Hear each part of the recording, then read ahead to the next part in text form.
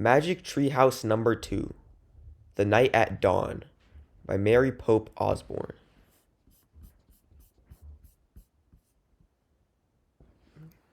Chapter 1, The Dark Woods. Jack couldn't sleep. He put his glasses on. He looked at the clock. 5:30. Too early to get up. Yesterday, so many strange things had happened. Now he was trying to figure them out. He turned on the light. He picked up his notebook. He looked at the list he'd made before going to bed. Found treehouse in woods. Found lots of books in it. Pointed to the pteranodon picture in book. Made a wish. Went to time of dinosaurs. Pointed to picture of Frog Creek woods. Made a wish. Came home to Frog Creek. Jack pushed his glasses into place. Who was going to believe any of this?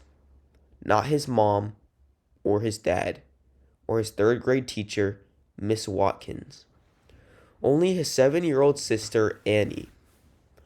She'd gone with him to the time of the dinosaurs. Can't you sleep? It was Annie, standing in his doorway. Nope, said Jack. Me neither, said Annie. What are you doing? She walked over to Jack and looked at his notebook. She read the list. Aren't you going to write about the gold medal? She asked. You mean the gold medallion? Said Jack.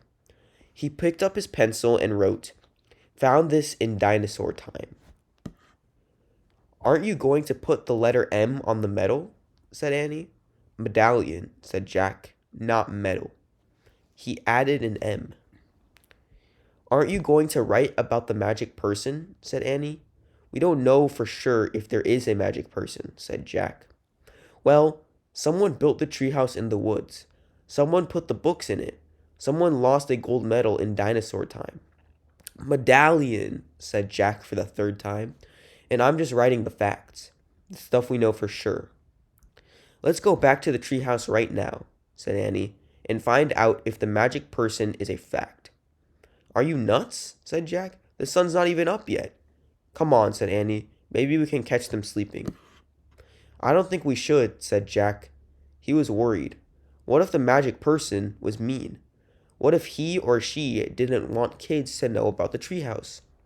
Well, I'm going, said Annie. Jack looked out his window at the dark gray sky. It was almost dawn. He sighed. Okay, let's get dressed. I'll meet you at the back door. Be quiet. Yay, whispered Annie. She tiptoed away as quietly as a mouse. Jack put on jeans, a warm sweatshirt, and sneakers. He tossed his notebook and pencil in his backpack. He crept downstairs. Annie was waiting by the back door. She shined a flashlight in Jack's face. Ta-da! A magic wand, she said. Shh! Don't wake Mom and Dad, whispered Jack. And turn that flashlight off. We don't want anyone to see us. Annie nodded and turned it off. Then she clipped it onto her belt. They slipped out the door into the cool early morning air. Crickets were chirping. The dog next door barked. Quiet, Henry, whispered Annie. Henry stopped barking. Animals always seemed to do what Annie said. Let's run, said Jack. They dashed across the dark, wet lawn and didn't stop until they reached the woods. We need the flashlight now, said Jack. Annie took it off her belt and switched it on. Step by step, she and Jack walked between the trees. Jack held his breath. The dark woods were scary. Gotcha, said Annie, shining the flashlight in Jack's face. Jack jumped back. Then he frowned. Cut it out, he said. I scared you, said Annie. Jack glared at her. Stop pretending, he whispered. This is serious. Okay. Annie shined her flashlight over the tops of the trees. Now what are you doing? Said Jack. Looking for the treehouse. The light stopped moving.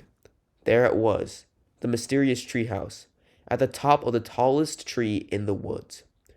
Annie shined her light at the treehouse, and then down the tall ladder. all the way to the ground. "I'm going up," she said. She gripped the flashlight and began to climb. "Wait," Jack called. "What if someone was in the treehouse? Annie, come back." But she was gone. The light disappeared. Jack was alone in the dark.